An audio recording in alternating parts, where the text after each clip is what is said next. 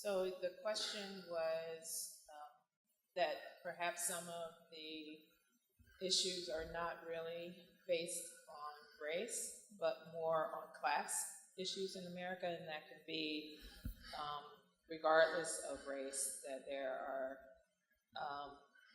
judgments made on people and reactions based on things that are related to class as opposed to race. I think that that's true, that there are lots of things that are strongly class related.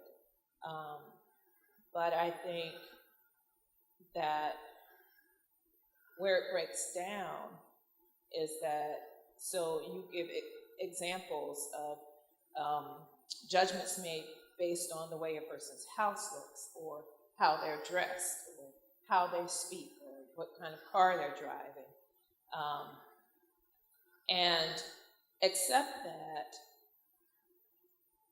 a lot of the issues that have happened and the way that, especially in terms of law enforcement, the African American people and people of color also in general that have been treated cross even those lines.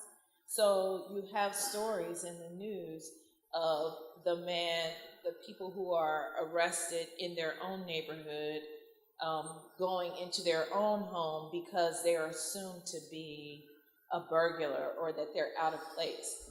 You have well-dressed African American males who can't get a cab any faster than a person dressed, as a hobo.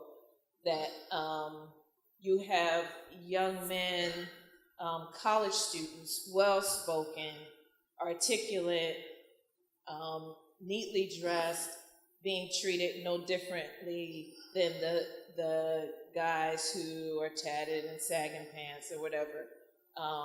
So if it were just those class clues that lead to those mistreatments, then it would seem that you would not see that when it is when the other class signs don't point to that.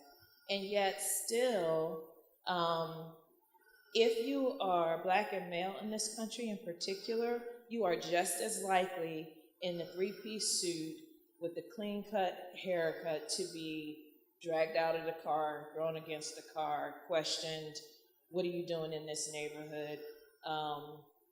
And all of those things as you are if you were not well-dressed or if you were not well-spoken. And so that points to or suggests that it's more than just those class things. I think that class is definitely a factor in America, but I think when it comes to people of color, and particularly black and brown people, that there are racial issues that even trump that.